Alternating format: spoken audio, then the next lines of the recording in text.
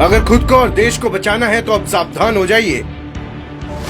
अब हम सबको विराट कोहली की राह पर ही चलना पड़ेगा, क्योंकि हमारे फोन से photo, video, chat, account detail तक चीन पहुंच रही है।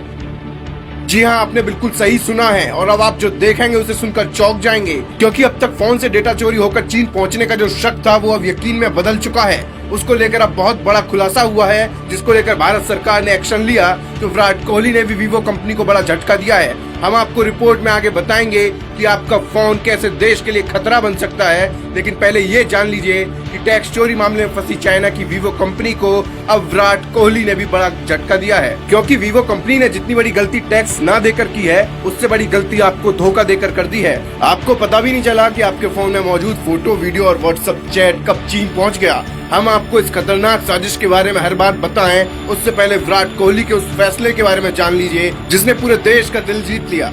2021 से कंपनी का प्रचार कर रहे विराट कोहली अब आपको वीवो फोन का प्रचार करते नहीं दिखेंगे, क्योंकि वीवो कंपनी के 40 से ज्यादा ठिकानों पर चली ईडी की छापेमारी के बाद विराट कोहली ने बड़ा कदम उठाया है कि वीवो कंपनी ने हमारे देश की सरकार और जनता के साथ धोखा किया है। कंपनी ने 62,476 करोड़ की टैक्स चोरी की है, इसलिए मैं इस कंपनी का प्रचार नहीं करूंगा और सभी विज्ञापनों से मेरी फोटो तुरंत हटा दी जाए।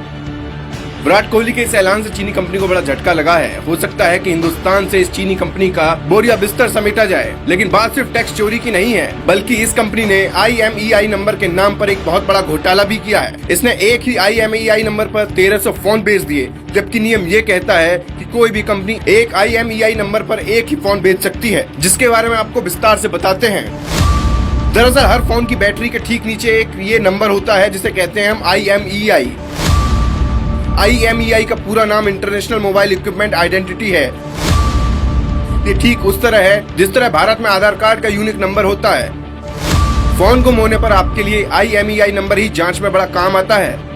ऐसे में वीवो कंपनी ने अगर एक IMEI नंबर पर 1300 फोन बेच दिए तो ये बड़ा खतरा है, क्योंकि अगर एक ही IMEI नंबर पर कई फोन बनेंगे तो मोबाइल चोरी होने के बाद जांच के लिए पुलिस को सारे फोन का डेटा देखना होगा। यही वजह है कि अपराधी ऐसे फोन की तलाश में रहते हैं जिनका IMEI नंबर एक हो, ताकि पुलिस उन्हें आसानी से न पकड़ पाए। अब सवाल ये उठने लगा है कि क्या वीवो कंपनी ने टैक्स चोरी के अलावा भारत में अपराध को भी बढ़ावा दिया है? इसका जवाब आपको बताएंगे, लेकिन पहले आपके लिए ये भी जानना जरूरी है कि कैसे चीनी कंपनियां सिर्फ टैक्स का पैसा ही नहीं चुरा रही, बल्कि लोगों की गोपनीय जानकारी भी जुटा रही हैं। क्योंकि आजकल नए फोन में पहले से ही कई प्री इंस्टॉल ऐप होते हैं। आप सोचते हैं कि डाउनलोडिंग से बचेंगे, लेकिन ये बहुत बड़ा खतरा है। Sweet selfie, HD, beauty camera, selfie camera, rise of kingdoms, viva video editor, ये सब भारत में ऐप बैन है। अगर आपको भी अपने फोन में लगे कि कोई ऐप काम का नहीं है तो उसे तुरंत फोन से हटा दीजिए, वरना फंस जाएंगे।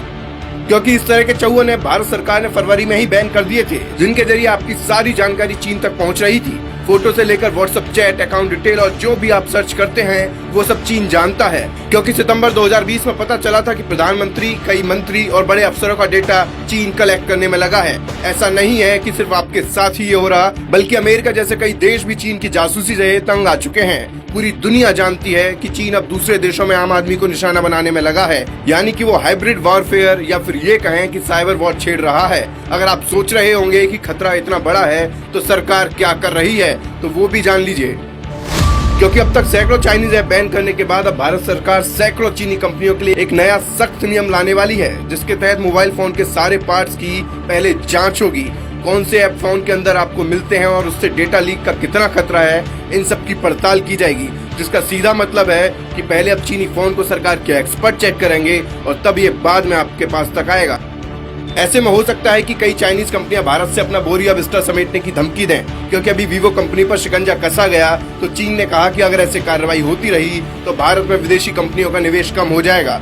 लेकिन मोदी सरकार ये भी अच्छे से जानती है कि पहले देश की सुरक्षा जरूरी है। जब देश सुरक्षित होगा तो बिजनेस भी आगे बढ़ेगा। लेकिन अब सरकार के साथ आपकी भी जिम्मेदारी बढ़ गई है और अब आपको भी ऐसी कंपनियों के खिलाफ आगे आना पड़ेगा, क्योंकि हजारों करोड़ की टैक्स चोरी का पैसा इस कंपनी ने चाइना भेज दिया। ऐसी ही तमाम वजह है कि PM मोदी से लेकर पूरी सरकार भी चाहती है कि स्वदेशी उत्पादों पर ही ध्यान दिया जाए। अब फैसला हमें और आपको करना है कि देश को सुरक्षित रखने के साथ ही आगे कैसे बढ़ाया जाए। आप ऐसी चीनी कंपनी और मेड इन इंडिया की तरफ बढ़ते देश के कदम को लेकर क्या सोचते हैं, अपनी राय कमेंट बॉक्स में हमें जरूर बताएं और साथ ही इस वीडियो को ज्यादा से ज्यादा शेयर कर हर देशवासी को चीन की चाल से सावधान करें।